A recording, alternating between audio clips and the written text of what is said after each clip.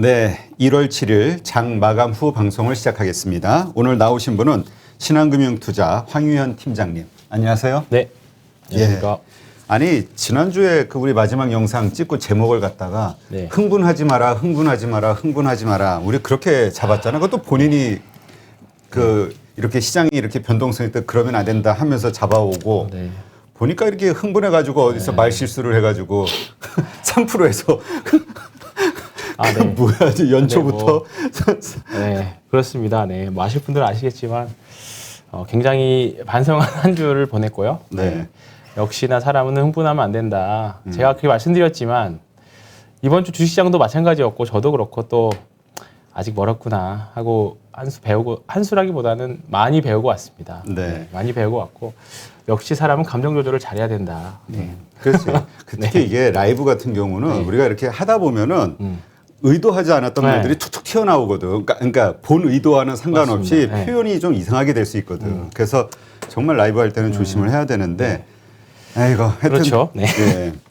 근데 제가 그래가지고 오늘 방송하면서, 아니, 뭐 바깥에 나가서 이렇게 매 맞고 눈탱이가 밤탱이가 돼가지고 돌아다니냐고 웃으면서 그 얘기를 했는데, 하여튼, 네. 네, 이번 뭐, 주 지옥과 천당을 오가면서 네.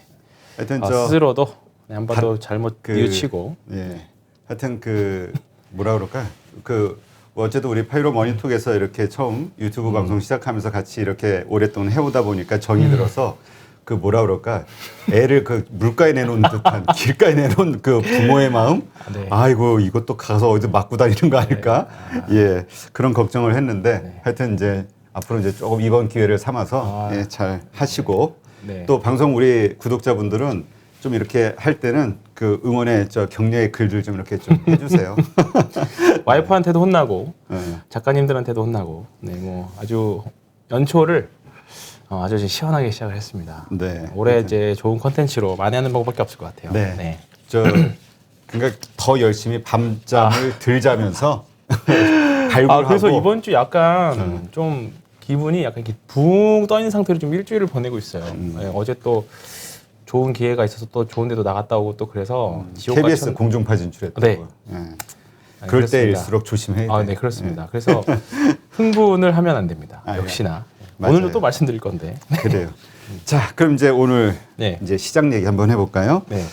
야, 진짜 이번 주 월요일 날은 참 기분 좋게 그죠? 시작했어. 그래서 우리 네. 전부 이거 1월 효과 정말 이번에 기대해봐도 되는 거 아니야? 다들 이랬다가 그렇죠. 화요일서부터 완전 저희도 급전직하. 그렇고 저도 그렇고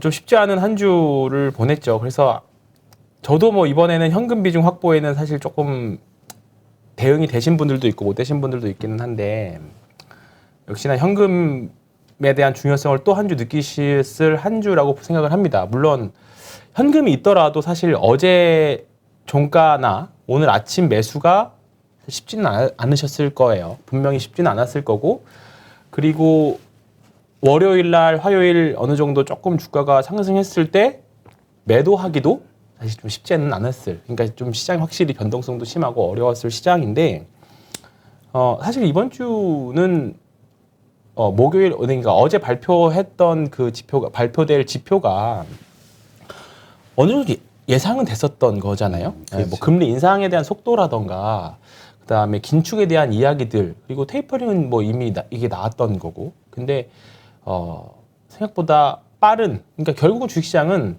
생각보다 빠르냐 생각보다 늦느냐 그거에 대한 그 연준의 그 코멘트랑 시장이 거기에 대해서 적응을 어느 정도 빨리 하느냐 늦게 하느냐 제대로 하느냐 그걸로 인한 변동성이 나오는 것 같아요. 그러니까 좀 그래서 이번 주 좀 시황을 좀 살짝 정리를 해드리면 네. 지수는 사실 뭐 거의 그대로잖아요. 네, 지수는 그대로입니다. 연초 시작을 아주 그냥 1월 2일 날 1월 2일이었나요? 잠깐만요. 3일이었나? 2일은 헷갈리네요. 1월 3일이네요. 1월 3일 날 주식시장 딱 10시 시작했을 때 흐름들을 보면 뭔가 한번 가보자 하는 느낌이었어요. 네, 개별주들도 그렇고 폴더블, 자율주행, 뭐 OLED 다 이런 섹터들 다 흐름 좋았었고 대형주들도 뭐 흐름 분위기 좋았었고 근데 갑자기 이제 훅 빠지기 시작하더니만 수요일 날 하고 어제였죠. 목요일 날 좀 심하게 종목들이 좀 이제 탄력이 이제 좀 훼손이 좀 많이 됐었죠. 오늘 올라오긴 했지만. 어제 목요일 같은 경우가 공포의 절정이었던 진짜, 것 같아요. 네, 맞습니다. 공포가 많이 달했을 거라고 봅니다. 근데 왜 그랬는지 좀 말씀을 드리면요. 제가 가끔 간혹 가다가 15년도 금리 인상 이야기 좀 몇 번 했었을 거고, 과거 뭐 지금 주가 흐름이 17년, 18년 때랑 삼성전자 흐름이 거의 비슷하다, 뭐 이런 얘기 좀 몇 번 드렸을 건데요. 더 거슬러 올라가면 13년도에 그때 버냉키 의장이 테이퍼링이라는 개념을 처음으로 들고 나왔었죠. 그때 이제 그렇지. 테이퍼링 텐트럼이라는 말도 우리가 썼었고, 그때 당시에도 테이퍼링이라는 말 단어가 생소하니까 이게 도대체 뭐야? 그렇다 보니까 시장이 놀라서 그때도 한 단기적으로 10% 조정이 나왔었고, 그리고 실제로 시작은 2014년도에 테이퍼링이라는 걸 시작을 했습니다. 그리고 2015년 12월 달에 기준금리 인상을 했고, 되게 좀 연단이 띄엄띄엄이잖아요.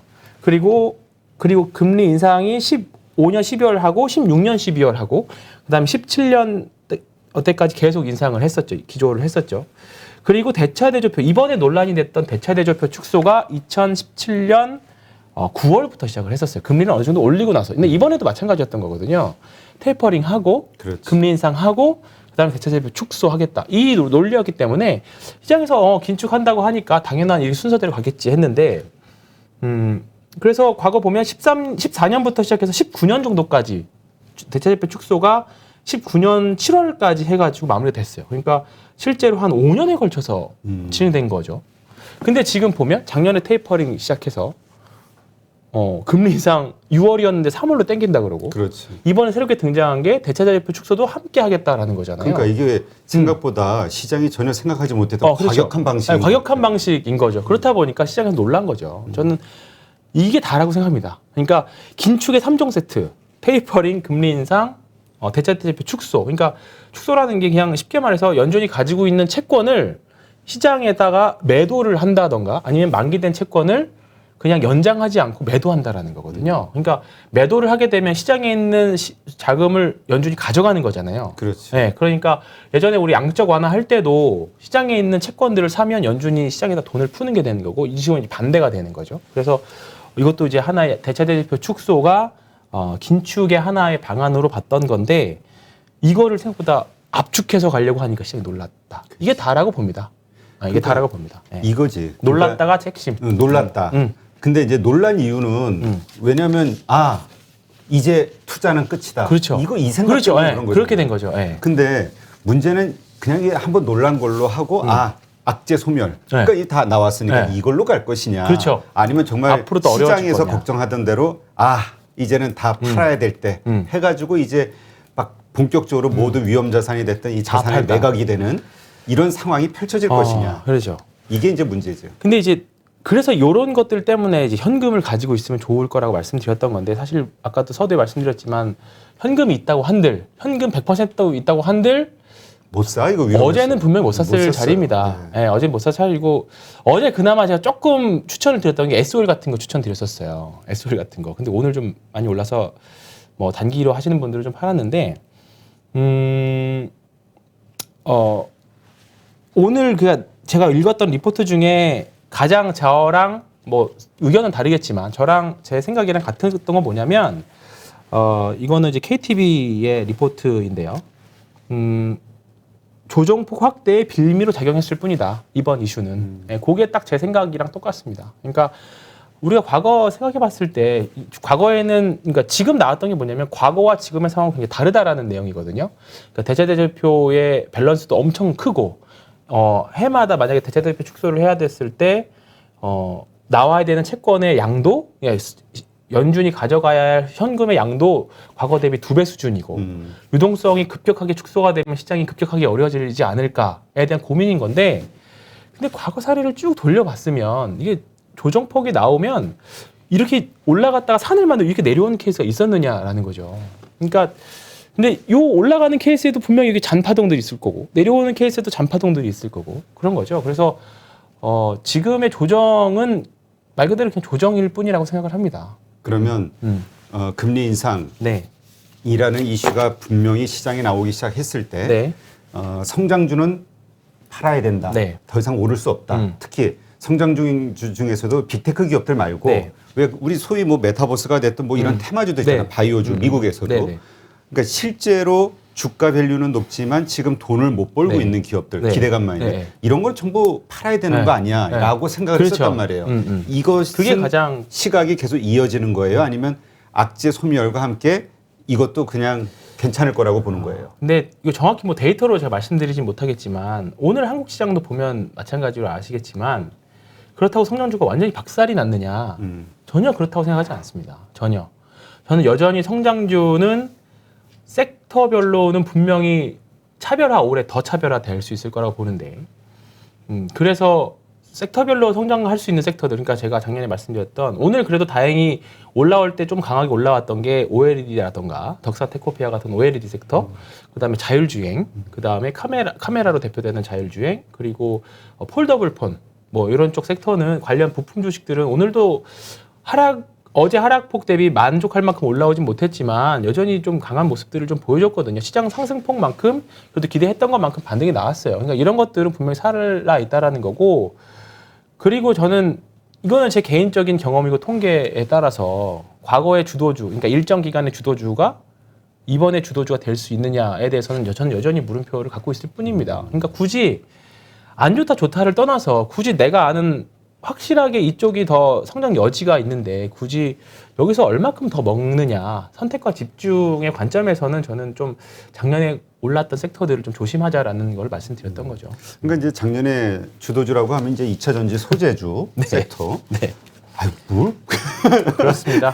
그렇지. 네. 그 다음에 이거 메타버스 NFT 관련 뭐 게임주가 됐든 네. 미디어 쪽이 됐든 이런 쪽이었단 말이에요. 네. 그러니까 지금 얘기대로 이미 좋아. 그 기대감으로 어쨌든 작년에 올랐는데 그게 좀 조정을 받았다 한들 역시 밸류에이션이 높으니 새로운 기대감으로 오를 수 있는 그러한 주식을 그렇죠. 찾자, 섹터를. 네, 그럴 찾자라고 해서 말씀드렸던 건 그래서 세 가지 섹터를 아까 그래서 저는 올해 주력으로 계속 보려고 하는 거고. 다시 한번 좀 정리를 해주세요. 그 세 가지 섹터. 아, 저는 폴더블, 폴더블, 그 다음에 OLED, OLED, 자율주행, 자율주행. 플러스 바이오는 종목에 따라 너무 달라서 그러니까 많이 떨어져 있는 바이오들 많아요. SK 바이오팜도 마찬가지고 뭐 이번에 JP모건 헬스케어 참여하는 기업들도 계속 매매해 봐야 될 것 같고 그러니까 이번에 CES 참여하는 기업들은 일단 연초에 주가 흐름이 좋았었거든요. 그러면 뭐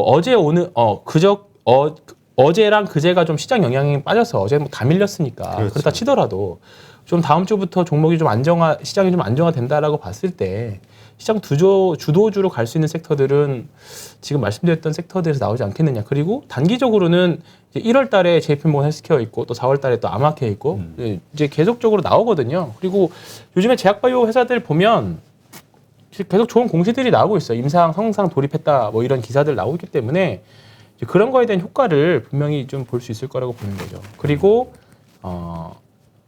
이제 증설을 올해 완료하는 기업들이 몇 개 있어요. 증설이라는 거는 그렇죠. 시설, 생산 시설? 제조들, 제조 회사들 중에서 부품 회사들이나 예를 들어서 그런 회사들 중에서 증설을 완료한 회사들은 증설을 했다는 거는 뭔가 자신이 있으니까 증설을 했었을 거고. 그렇죠. 기업은 그렇죠. 좀 탈 때가 있으니까 위험하게 증설을 하겠죠. 하지는 네, 않죠. 마찬가지고. 그리고 그 증설을 했으면 그리고 팔릴 때를 매출이 나올 때가 확보한 상태에서 증설을 했을 거고 그러면 당연히 영업이익이나 실적들이 굉장히 좋아질 거라는 거죠. 그래서 그런 회사들은 향후 가면 갈수록 목표가가 또는 추정치가 높아질 수밖에 없어요. 그 대표적인 게 지금 해성 DS 같은 회사들이거든요. 그러니까 심택도 증설을 완료한 상태에서 기판을 예상을 해서 계속 추정치 상향하고 주가도 올라갔었거든요. 근데 해성 DS가 이제 올해 상반기에 증설을 완료를 하고 오늘도 목표가를 상향하는 리포트가 나왔어요. 이런 회사들이 계속 하반기로 가면 갈수록 추정치라던가 이제 목표가라던가 계속 높아지겠죠. 이제 이런 기업들을 계속 찾아내야죠. 자, 일단 그러한 기업들 이제 앞으로 계속 찾는 작업이 필요하겠지만 현재까지 황 팀장이 눈여겨보고 있는 기업은 어디예요? 그냥 대표적으로 해성 DS를 그래서 말씀드린 거예요. 근데 얘기했듯이 지금 많이 올랐잖아요. 많이 오른 상황인데도 더 오른 오를 수 있다. 상태일까 보는데 더 올 수 있을 여지는 있습니다. 네, 지금 보면 예를 들어서 지금 이게 많이 올랐나요?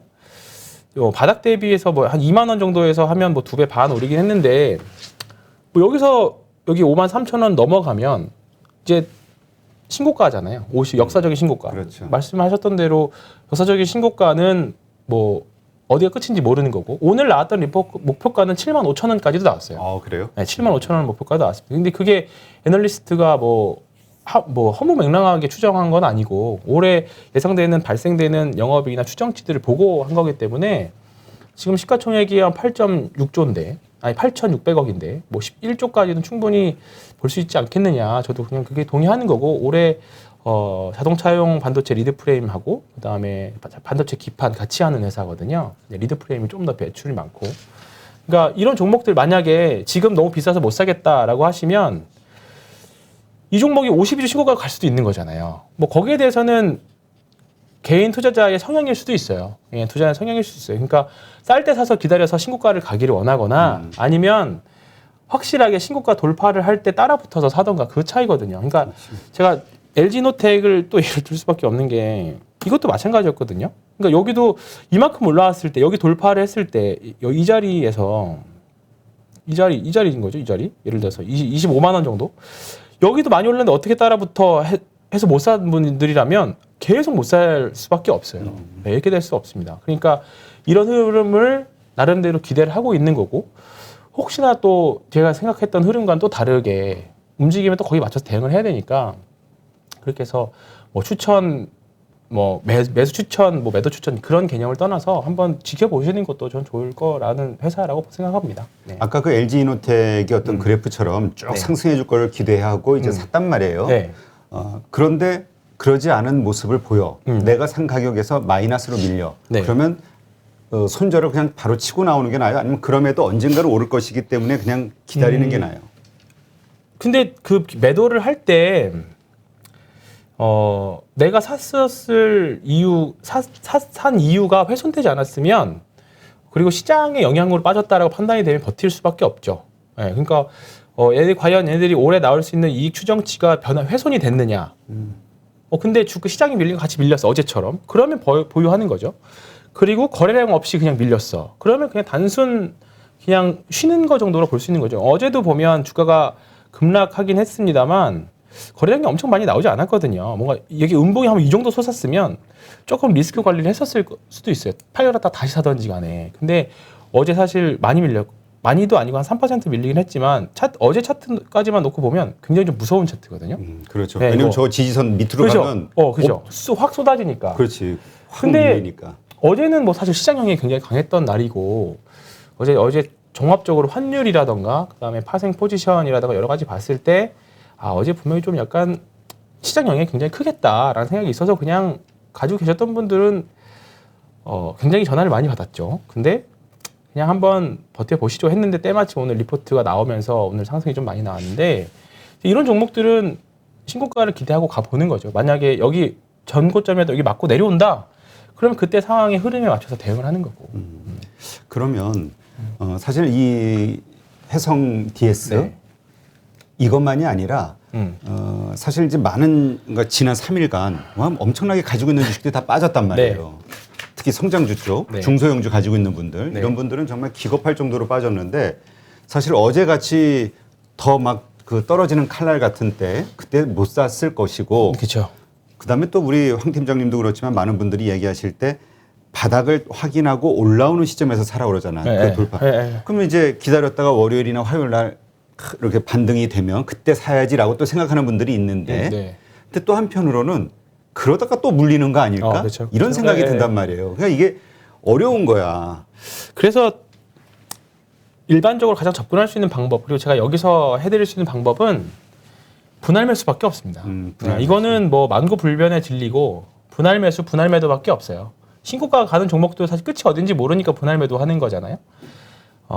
그렇기 때문에 시장 상황이 그러니까 솔직히 지금 이 얘기를 말씀드리고 싶었는데 지금 주식을 해야 되냐, 지속해 나가야 되느냐. 그러니까 지금 네. 금리 인상 여러 가지 불안하니 일단 네. 팔고 현금만 보유하고 있는 그렇죠. 게 나을까? 주식 투자를 또는 아예 접든가 그러던가 아니면 계속 이어져서 오늘도 반등을 어제 자이든 타이든지 간에 못 팔고 가지고 계셨던 분들이라고 하면 오늘 반등 보면 역시 또 살아나는구나 하셨을 거고 가장 억울하신 분들이 어제 매도하셨던 매도하신 분들이 분들. 진짜 억울 아마 하실 거예요. 아마 하셨을 건데. 특히 게임주 같은 거. 그죠. 그죠. 게임주 컴투스 홀딩스 대표적으로 한번 봐볼까요? 오늘 또 어제 급등이나- 위메이드 같은 거 보면 뭐 장난 아니게 빠졌잖아요. 근데 근데 또 이제- 오늘 장난 아니게 그죠. 상승을 했고. 이런 종목들인데 이런 종목들 진짜 고민 많이. 이런 유형의 차트가 지금 되게 많아요. 네, 많은데 그게 되게 고민 많으시겠죠. 근데 이건 진짜 종목마다 대응이고 생각이 또 다 다르실 거라. 그렇죠. 근데 그래서 기준이 중요하다라고 생각을 하는 건데 일단은 작년에 많이 올랐던 섹터들 위주로는 저는 좀 가지고 있으면 제 그 일적으로 하는 롤 자체가 전반적인 이제 종목에 대한 포트폴리오이기 때문에 이런 종목을 포트에 편입시켜 놓으면 제가 아무것도 못 해요. 그러니까 그래서 어떻게 보면 딱딱 끊어서 제가 운용하기 마음 편한 쪽으로 운용을 하는 방법들이 하게끔 해서 아마 여기서 말씀을 드리는 확률이 높아요. 그렇다 보니까 굳이 2차 전지 불편하게 가지고 있을 필요 없이 바닥에서 올라오는 거 충분히 좋은 것들 경기민감주 드디어 이제 조선주 같은 것도 올라오잖아요. 그렇죠. 조선화학 이런 애들 올라오니까 그런 애들 매매를 해도 충분하다라고 생각을 하는 거죠. 네, 충분히 뭐 2차 전지 지금부터 반등이 나오더라도 그 수익률 따라잡을 수 있을 거다라고 생각을 하는 거죠. 네. 자, 그렇다면 지금 어쨌든 이 금리 인상 이야기가 나왔고 네. 긴축에 대한 이야기가 나왔단 말이에요. 어쨌든 화두는 네. 던져졌고 지금 상황에서 일단 우리가 정말 조심해야 될 거. 그다음에 정말 그렇지. 조심해야 일단 될 거? 정말 조심해야 될 거. 네. 이 요거를 먼저 한번 짚어보죠. 투자와 관련해서. 정말 조심해야 될까요? 음. 감정 조절. 네, 진짜 감정 조절인 것 같아요. 그러니까 이거 뭔가 이건 가슴 밑바닥에서 올라오는. 아, 그럼요. 근데 저도 이번에 느끼지만 어제의 주식 투자자분들 심정이면 저도 마찬가지지만 진짜 절망적인 심정들이 많이 있었을 거예요. 어제 뭐 저도 모니터해야 되고 속으로 요걸 얼마나 많이 했는지 종목들 특정 종목들 말도 안 되게 빠지는 이거 뭐해? 도대체 왜? 이럴 정도야? 할 정도. 그러니까 어제 보면 이런 정도 생각이 든다는 뭐냐면 호가창들 보면요 거의 뭐 신경질적으로 투매네. 어제 전형적으로 제가 말씀드렸던 거 예전에 있잖아요. 투매 우리나라 주식시장 투매 나올 때 특징. 10시부터는 CFD 매도 나오고 1시부터는 스탁론 아침에는 반대 매매 분명히 호가 보셨을 거고. 그렇죠. 네, 10시에 상시에는 CFD 매매 나오고 1시부터는 스탁론 매매 나오고 또 한 2시 반 넘어가면 다음날 반대 매매 예상해서 한 번 더 나오고 어제 전형적으로 그거 보여줬거든요. 근데 그런 게 나오면 그게 한 번 정도 더 이어지면 진짜 바닥이고 그게 한 번 정도 더 이어지면 진짜 바닥이고 어제 생각보다 미국 시장이 뭐 양호했고 이제 좀 되돌림하는 느낌이 나오니까 오늘 또 반대로 다 땡겨 올리는 그런 모습들이었잖아요. 그러니까 너무 주식시장 하락한다고 해서 너무 절망적인 거 가지실 필요 없고요. 그러니까 시장이 무너졌을 때 튀어 오르는 sek터가 없으면 시장이 망가지는 거예요. 네. 근데 어제 같은 경우에는 시장 망가질 때도 뭐 조선, 그다음에 정유, 화학 이런 애들은 상대적으로 강한 모습이었잖아요. 그거는 뭐냐면 기존의 주도주들 매도해가지고 그동안 많이 쉬었던 애들로 수급이 이동하면서 나오는 변동이라고 보는 거거든요. 저는 그냥 그렇게 해석을 하거든요. 그런 과정이니까 시장이 죽었다기보다 시장의 색깔이 바뀌는 과정에서 나오는 변동이라고 생각을 하는 거죠. 아 진짜 그 얘기를 많이들 했어. 이제까지 성장주 중심의 이 상승이 아니라 네. 경기민감주 그러니까 네. 완전 시장의 색깔이 바뀌는 네. 거 아니야? 이 이야기가 가장 많이 나왔단 말이죠. 근데 그거는 그래서 올해는 좀 같이 가져가야 될 것 같아요. 같이 분명히 금리 인상기에는 경기 민감주나 아니면 가치주들이 이제 수혜를 좀 받는 흐름들이기 때문에. 근데 이 생각을 2017년도에도 했던 기억이 정확히 나요. 그런데도 불구하고 수익률은 성장도가 좋았습니다. 그때도. 네, 그때도. 그러니까 이런 기회에 예를 들어서 뭐 가치주들이 올라올 때 예를 들어서 지금 뭐 조선주도 좋기는 한데 조선주들도 조금 더 흐름은 좋을 것 같긴 한데 올해는 성장주와 가치주를 좀 이렇게 같이 실어서 가져가는 게 낫지 않을까 싶어요. 현대미포조선 보면 작년부터 미스테리였잖아요. 어떤 면에서요?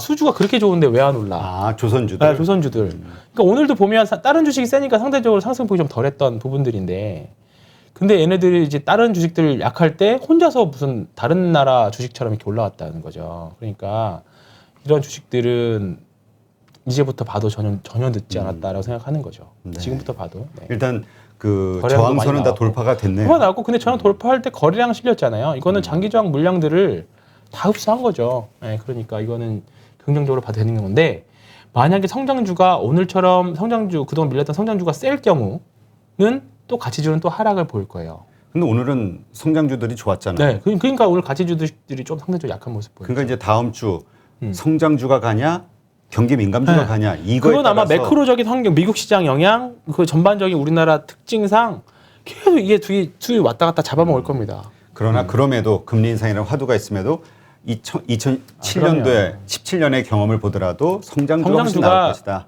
비성장 굳이 비중을 하면 성장주 비중을 좀 더 높이시는 게 낫다. 73. 네, 뭐 그 정도. 현금도 근데 현금 비중 현금. 이제 금리 인상이라는 얘기가 나왔어요. 현금 비중 얼마로 가져가야 돼요? 지난번에는 100% 주식으로 근데 간다고 그거는 이게 썸네일을 그렇게 해서 뭔지 몰라도 저는 연말에는 무조건 100%예요. 연말에 무조건 100%. 네, 연말에 무조건 주식 100%고 100%. 그냥 저는 올해 생각 딱 정해 드릴게요. 더 이상 논란이 없이. 저는 올해 무조건 현금 30%. 현금 30%. 네. 근데 일시적으로 어제처럼 변동이 확 나왔다. 그럼 질렀다가 올라온다. 그러면 다시 30% 팔아. 30도 팔고. 네. 그렇게. 알겠습니다. 기본 골자는 30%. 더 이상 묻지 말았으면 좋겠어요. 논란 끝. 논란 끝. 네. 네. 갑자기 일시적으로는 상황에 맞춰서는 지를 수는 있죠. 근데 올라오면 또 정리하고. 네. 내가 악플 달고 싶은데 네. 그래도 계속 물어볼 거야. 막 이러고. 자, 네. 이제 어쨌든 이제 지금 성장 쪽에 대한 이야기를 해줬으니까 경기 민감주에 대한 이야기 조금 더 해볼게요. 지금 자동차주 네. 부분이 좀 좋잖아요. 흐름이. 네. 다행히도. 네. 다행히도. 미국 쪽에서 이번에 그 테슬라 네. 30만 대 분기 실적 돌파하면서 막 오르고 그러면서 포드 그다음에 GM 같이 따라오르고 이러면서 한국도 조금 약간 좋아지는 듯한 모습을 네. 보였는데 그렇죠.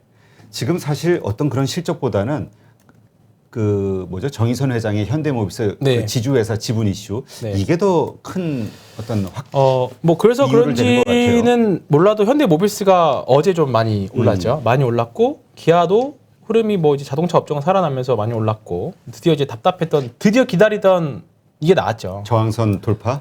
저항선 돌파 거래량. 네, 거래량 이게 나왔죠. 이게 이거 나오면 뭐 저한테는 이거 보시면 이거 많이 어때? 봤던 그림 아니에요? 현대모비스? 네, 현대모비스인데 이때 이후에 이때는 뭐 모든 주식들이 다 폭등 그때 11월 11일 1월 이건 1월 8일이었네요. 이때 이후에 가장 큰 거래량이잖아요. 양봉 그렇죠. 거래량. 이거는 뭐 누가 봐도 나 이제 발작 탈출합니다. 에 대한 신호라고 생각합니다. 예, 분명히 좋은 신호고요. 조금 더 뭐 가격이든 기간 조정이든 나을 수 있지만 그러니까 삼성 엔지니어링을 보면 자 이때 보면요. 이때도 나오고 나서 뭐 그렇게 썩 좋은 모습을 몇 달 동안 보은 모습은 보이진 않았지만 결국은 이 모습을 보여줬잖아요. 그렇죠. 바닥에서. 그러니까 현대모비스도 같은 개념이라고 봐요. 네, 같은 개념. 네. 그러니까 현대모비스 자사주 평균 가격이 한 요 정도 수준일 겁니다. 자사주보다 올라와 있는 가격이고 현대차도 제가 평단 계산해 보면 한 21만 원대거든요. 그러니까 이 주식도 현대차도 지금 여기서 일단 한번 나왔고 만약에 여기서 장대형 방향 더 쓴다. 거래량 쓴다 그러면 그때는 뭐 묻지도 말고 따지지도 말고 일단 질러봐야죠. 질러야 된다. 네. 그게 나오는 걸 보고 들어가느냐? 거래량이 나오는 네, 거예요? 나오는 걸 보고 들어가면 당연히 늦죠. 그렇죠. 당연히 지금보단 비싸게 살 거예요. 근데 대신에 기회비용은 좀 줄일 수 있겠죠. 근데 지금 사면 언제 오를지는 모르지만 그걸 이제 기대하고 사는 거니까 안 나오거나 떨어졌을 경우에는 뭐 점점 재미없어질 수 있지만 그 대신에 지금 사서 만약에 내 예상대로 장대금이 나왔다. 그러면 대신 싸게 살 수 있는 거죠. 네. 그 프리미엄만큼은 가져가는 거죠. 그렇죠. 그러니까 하여튼 본인의 성향상 네. 차분하게 기다리고 빠르게 네네. 장중 대응할 수 그렇죠. 있는 분이 아니라면 네. 그렇게 하는 네. 거고 아니면 뭐 거래량 확인하고 네. 들어가고 그리고 LG화학 이야기를 좀 드리고 싶은데요. LG화학 진짜 그죠? 야 불사신 우리가 불사신이 좋은 말이죠. 어떤 분은 좀비라고 얘기하더라고. 죽을 듯한데 살아나고 죽을 듯한데 살아나고. LG화학이 이번 주에 흐름이 분명히 달랐죠. 분명히 달랐습니다. 다른 주식 다 깨질 때도 올라왔고 SK이노베이션도 그렇고요. 근데 이제 좀 LG화학이 이제 물적 분할도 어느 정도 이제 마무리가 된 거고 이제 엔솔 상장도 이제 어느 정도 일정이 다 정해졌으니까 이번 주의 상승은 저는 이제 LG화학은 2차 전지 주식보다는 경기 민감주로 시장에서 인식을 하는 거 아닌가 일단 생각이 듭니다. 화학적으로. 전체 매출의 60% 정도는 여전히 기초화학에서 나와요. 기초화학에서 나오기 때문에 이번 주 상승은 확실히 좀 다른 주식, 전기차 주식들 안 좋을 때 얘는 올랐잖아요. 그렇죠. 그래서 LG화학은 옛날로 그 이차전지와 관련 없을 때로 돌아간 듯한 느낌이 굉장히 좀 강하게 받았어요. SK이노베이션도 마찬가지죠. SK이노베이션도 지난 SK이노베이션은 사실 그 금융당국 정치권에서 네. 그 물적 분할에 대해서 한번 좀 네. 검토하겠다 이런 얘기가 나오면서 좀 안정화된 것 같은 느낌도 들어요. 그런 뉴스조차도 저는 다 반영돼 이미? 있다라고 생각이 좀 들어서 이번 주에 강했다는 거는 시장에서는 얘네들 그냥 이제 경기 민감주, 화학주, 정유주 이번 주 S-홀드 센 거 보면 그런 느낌을 받아들이는 게 낫지 않을까 생각합니다. 그래서 저는 언젠가는 분명히 이쪽에서 주목받을 거다. 그러니까 이번 주 포스코도 셌고, 그죠? 그러니까 우리가 같이 포스코 우리 이번 턴은 좀 지난 것 같으니까 다음 턴 기다리자라고 우리가 말했었잖아요. 그렇죠. 여기서 내려오면서. 근데 이제 우리의 턴들이 오고 있는 거, 이제 가치주 투자하시는 분의 턴들이 오고 있는 거니까 5월 한 해는 이게 왔다 갔다 분명히 또 할 겁니다. 그러니까 만약에 올라오면 일정 부분 좀 파라는 개념까지는 좀 말씀을 못 드리겠고 밸런스를 좀 맞추시는 부분은 올해 좀 필요하지 않을까 싶습니다. 밸런스를 맞춘다는 말이 무슨? 그냥 가치주와 성장주의 밸런스. 너무 그러니까, 이쪽으로 큰 주식, 굴뚝 주식만 하지 말고. 네. 그러니까 아까 얘기했던 대로 요것이 포트의 한 30% 정도 비중이 될 수 있게끔 이렇게 좀 조절을 하자. 그렇죠. 올해는 코스피 순이익이 한 170조에서 175조 정도 봐요. 그러니까 작년이랑 거의 비슷하거든요. 그러면 코스피 기준으로는 일단 성장이 별로 없어요. 매력적이지 못해요. 근데 미국도 그 마찬가지인 거고. 성장은 하지만 그렇게 작년보다 엄청난 성장을 볼 수 있는 때는 아닙니다. 그렇기 때문에 올해는 분명히 성장에 대한 목마름이 있는 주식들, 오히려 성장주들이 더 셀 수도 있어요. 오히려 역설적으로 진짜 성장에 대한 목마름이 있는 해기 때문에 진짜 성장에 대한 확실한 성장을 주는 애들, 실적 성장이든 PR로 이제 우리가 펄을 높여줄 수 있는 성장이든지 간에 자율주행 같은 거죠. 그냥 그런 쪽에서는 분명히 좀 수급이 또 몰려서 나올 수 있고, 그러니까 아무리 힘들어도 보면 작년 코로나 때도 진단키트 주식들이 뭐 10배 가는 주식도 나왔던 것처럼. 그렇지. 그리고 작년에 메타버스 관련 주식이 하반기에 뭐 위메드 맥스 뭐 10배 났던 것처럼 분명히 상반기, 하반기 히트 주식들이 분명히 나옵니다. 히트 주식 분명히 나오기 때문에 계속 공부를 해야겠죠. 그러니까 우리가 지난번에 그 16강전 그거 하면서 얘기했잖아요. 올해 그렇게 튈만한 주식을 초기에 발견해서 우리가 가자고? 가자. 그러니까 되게 저 어떤 분이 저한테 머니톡 되게 무서운 것이라고 너무 이게 왜냐면 질문을 이런 식으로 직접적으로 이렇게 해가지고 틀리면 아작나게끔 하는 채널이라고 조심하라고 누군가 저한테 그러셨어요. 그래서 아니 아작은 않네. 그래서 네. 저도 저 살 길을 찾기 위해서 아무튼 네 그거 한번 프로젝트 한번 해보시죠. 네. 왜냐하면 우리가 너무 고점에서 그러다 보니까 무서워서 못 들어가고 그렇죠. 그래서 초기서부터 그러니까 우리가 알 수 없지 어떤 게 갈지. 그러나 우리 16강 그런 것처럼 그렇게 예상이 되는 주식들 그리고 왜 우리가 그렇게 예상할 수 있는지 이유만 그리고 선택은 이제 본인들이 알아서 하셔야지. 책임은 못 지고 우리가. 그러니까 저희 방송에서도 여러 차례 드리는데 사실 이런 그 방송에서 나온 전문가들이 어떤 주식에 대해서 이야기할 때 그걸 사라고 추천한다고 이해하시면 안 되고 왜 이 주식을 좋게 생각하는지 그 이유 거기에 자꾸 우리가 포커스를 맞추고 그 이유에 대해서 확인을 하고 앞으로도 그 이유가 어떻게 될 것인지 계속 보면서 이제 어떤 투자를 결정해야 된다. 그렇죠. 그리고 그 이유를 들었을 때 너무 확신이 차더라도 너무 사랑에 빠지셔도 안 되고 그렇죠. 시장이 무너지면 리스크 관리를 할 필요도 있는 거니까 그런 부분들은 계속적으로 추적 관리 하셔야 되죠. 근데 어차피 뭐 제가 말씀드렸던 종목들은 이왕 말 꺼내놨던 종목들은 제가 계속 주기적으로 뭐 특별한 사항이 있을 때마다 말씀드릴 테니까 뭐 제가 뭐 책에 앉았다는 건 아니고요. 한번 끝까지 가보시자고요. 네. 하여튼 그런 거를 우리 한 1월 중으로 한번 만들어 봅시다. 1월 중으로. 1월 중으로. 그래야지 1월 중에 우리가 그래도 쭉 나열을 해놓고 그 가운데서 이제 앞으로 흐름이 어떻게 되나. 알겠습니다. 이렇게 보면서. 그렇죠. 그리고 마지막으로 한마디 더 드리고 싶은 거는 이번 주 시장 별로 안 좋았을 때, 수급 안 좋았을 때 특징이 뭐였냐면 정치 테마주들이 난립을 했죠. 아마 앞으로도 앞으로도 그냥 어떤 특정 후보가 좋고 나쁘고를 떠나서 아마 3월까지는 지금은 이제 인맥주들 위주로 움직이지만 앞으로는 이제 정책주들이 나오면 이번 주 뭐 탈모 관련 주식들 올라갔던 것처럼 앞으로는 이쪽 섹터 이제 정책 관련 주식들 후보자가 어떤 코멘트를 할 때마다 관련 주식들이 급등 급락을 반복할 겁니다. 근데 그게 좋고 나쁘고를 떠나서 시장의 수급을 가져가요. 그래서 일단 그게, 땡 쪽으로 예. 갈 테니. 네, 그죠. 그러니까 어제 같은 하락이 굉장히 더 가속화, 이제 중소형주들이 가속화되는 게 뭐냐면 어차피 단타 치는 주식들, 단타 치는 자금들은 이왕 안 되면 그냥 바로바로 자르고 다른 쪽으로 가거든요. 그러면 어차피 시장에 센 주식들은 정치 테마주라고 하면 어제처럼 그제처럼 시장이 별로 재미가 없고 시장에 재료가 없을 때 그냥 명분이 있잖아요. 정치인 관련 주식들, 정책주들로 쫙 쏠렸을 경우에 내 주식들이 그냥 내가 되게 좋은 주식인데 아무 줄줄줄 흘러내리는 케이스들 분명히 있습니다. 그럴 때를 대비해서 현금을 가지고 가야 되는 거고 아마 1월, 2월, 3월 달은 계속 그런 흐름들을 좀 보실 거예요. 아마 대북 관련 주식들도 분명히 또 들썩일 거고 분명히 정치인들 코멘트에 따라서 그런 부분들은 계속 감안을 하시고 1, 2, 3월 달은 그래서 변동성이 굉장히 심할 거라고 봅니다. 근데 이런 변동성에서 괜히 우리 주린이들 입장에서 그런데 괜히 먹어보겠다고 거기서 무슨 돈을 벌어보겠다고 들어갔다가는 대부분 물리지 않을까 이런 걱정이 되거든요. 굳이 하시려면 아무도 관심 없는 쪽을 샀다가 관심 받으면 다들 누군가 그치. 환호했을 때 나오거나 그렇게 매매하시는 게 낫습니다.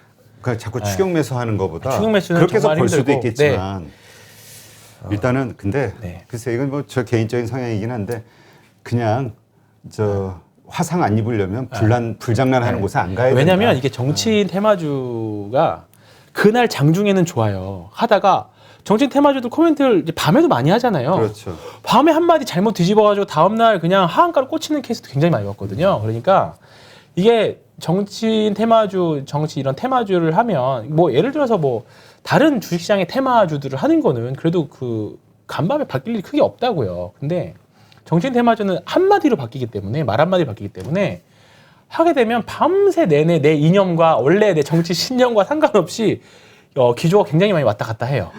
그렇기 때문에 아니 아무래도 사면 그 산 주식 그렇죠. 후보가 잘 되기를 자꾸 기도하겠지. 그렇죠. 네. 뭔가 지지율 좋은 쪽을 해석하게 되고 그렇죠. 무슨 말을 계속 긍정적인 보게 쪽으로. 된다는 거예요. 그래서 정치인 테마주를 하실 거면 장중 단타 정도만 하시기를 저는 추천을 드립니다. 네. 오버나이트 끌고 가기가 굉장히 좀 힘들어요. 그렇죠. 그러니까 그 얘기 자체가 정말 왜 끝났나 싶긴 한데. 경험 많으신 분들 네. 고수의 영역이고 그냥 우리 평범한 사람들은 네, 그죠. 불장난 그러니까 제가 안 하는 하고 싶은 걸로. 말은 1, 2, 3월은 어쨌든 금리 인상에 대한 이슈 계속 나올 거고요. 우리나라는 대선이 있기 때문에 테마주 수급이나 단기 수급들은 이제 정신 테마주로 가져갈 수 있는 거고 여러 가지 변수들이 계속 있기 때문에 변동성이 엄청 심한 특히 코스닥 같은 경우에는 변동성이 엄청 심할 거라고 봅니다. 그래서 현금 비중 관리를 굉장히 잘 하시기를 추천드리고 저도 계속 말씀드리겠습니다. 네, 알겠습니다. 자, 일단 다음 주 시장 한번 우리 또 예상을 해봐야 되겠죠? 다음 주 일단은 뭐 오늘 아주 양호하게 마감을 했고요. 다음 주 다음 주는 이제 옵션 만기. 근데 진짜 옵션 만기와 관련해서 지금 특징적으로 보이는 게 외국인들의 선물 매수가 장난이 아니에요. 근데 어제 나왔던 거만큼 뭐 좀 들어온 거라서요. 큰 의미는 없다라고 그래요? 보는데 잠깐만.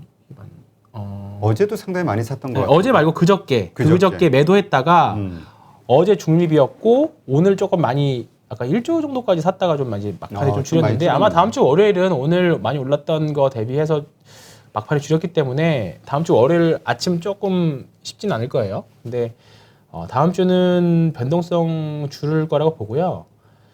제가 이제 옵션 만기를 추정하는 이제 다음 주에 출렁거리겠냐 안 출렁거리겠냐, 그러니까 위든 아래든 추정하는 게 이제 옵션의 가격들을 보고 말씀을 드리는 건데 그게 이제 옵션 가격에서 그 프리미엄이 많이 껴있냐 안 껴있냐 그걸 보고 판단을 하는데 뭐 그렇게 엄청 변동성을 내재하고 있지는 않는 것 같아요. 그래서 다음 주는 전형적인 종목장 될 것 같습니다. 그래서 뭐 단타 하실 분들은 단타 하시고 좋은 현금 있으신 분들은 아래 꼬리 달릴 만한 종목도 주워 보시고 그렇게 하시는 장이 되지 않을까 싶습니다. 3월까지는 계속 이렇게. 네.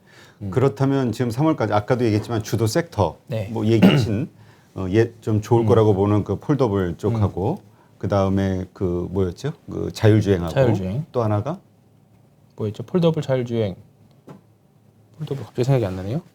OLED? OLED 이쪽 중심으로 음. 가격이 빠질 때 저가에 사는 방식으로 가면 네. 괜찮을까요? 네. 오늘 양봉 나온 애들 대부분 양봉 나왔는데 그 중에서 이제 이평선 좀 위에 올라와 있는 종목들이 있어요. 네, 그런 종목들 위주로 근데 올라보시죠. 자율주행은 작년 말서부터 시작해가지고 좀 많이 오르지 않았어요? 굳이 카메라로 붙인다라고 하면 카메라 섹터들은 많이 오르긴 했는데요. 아직 안 오른 종목들도 많이 있고요. 증권사들, 그러니까 이제 이게 좀 중간 정도 와 있는 것 같아요. 중간 정도 이제 마지막 불꽃을 뿜기 위한 좀 중간 과정이 있는 거라고 보고, 그리고 자율주행은 일단은 애플카까지 가야 된다라고 봐요. 애플카. 애플카가 나오는 거는 결국은 자율주행에 대한 것들이기 때문에 애플카의 어떤 그 발표? 그렇죠, 발표. 그러니까 이게 25년이라고 했잖아요. 저는 애플 자율주행은 25년까지, 그리고 우리가 지금 자율주행은 사실 초기 단계 모델이기 때문에 그렇죠. 갈 길이 멀어요. 그래서 뭐 올라가다 내려가다 반복하긴 하겠지만 자율주행은 계속 관심 가지고, 지금은 뭐 카메라 섹터가 올라가지만 뭐 뭐였죠? 갑자기 기억이 안 나네. 현대오토 에버. 네. 이게 현대그룹에서 자율주행 소프트웨어를 만드는 회사거든요. 네. 이런 회사들도 계속 관심 갖고 보고 있는 회사고, 뭐 팅크웨어 같이 지도 만드는 자율주행 핵심 뭐 관련된 지도 만드는 회사들 또 관심 가지고 보고 있는 회사들이고 한데, 자율주행은 인터넷에 검색해 보시거나 또는 리포트 찾아보시면 관련 기업도 굉장히 많이 있으니까 조금 아까 이게 이름만 그냥 테마성으로 겹쳐 있는 종목들이 있고 진짜로 자율주행과 관련된 기업들이 있거든요. 관련주가 아니라 네. 직접 그 사업을 네. 하고. 근데 확실히 그런 조그만 기업들이 더 눈독이 가기는 해요. 왜냐하면 자율주행 이슈 나왔을 때 와 급등하고 그러니까. 조금만 뭐 매수가 와도 올라가니까. 근데 진짜로 중장기 우리가 LNF나 에코프로비면서 봤던 것처럼 진짜 중장기적으로 편안하게 올라가는 주식들은 결국은 진짜 핵심 사업들이거든요. 그러니까 저는 대표적으로 현대오토에버 같은 회사가 그렇게 될 수 있을 가능성 충분히 있다고 봐요. 근데 이제 그런 쪽에서 대시세들이 나오니까 계속 공부해 보시면 좋을 것 같습니다. 네. 자, 그 다음에 이제 새해가 시작이 됐으니까 우리가 투자와 관련해서 우리 마인드가 됐든 아니면 마인드요? 이번에 17년을 좀 떠올리면서 예상되는 어떤 그 환경들, 거기에 대응하는 우리의 어떤 투자법, 이런 것들에 대해서 한번 좀 이야기를 해볼까요? 투자법은 사실 뭐 김종수 저자님이랑 대부분 다 한 것 같아서. 근데 이런 얘기를 하시는 분들이 많더라고요.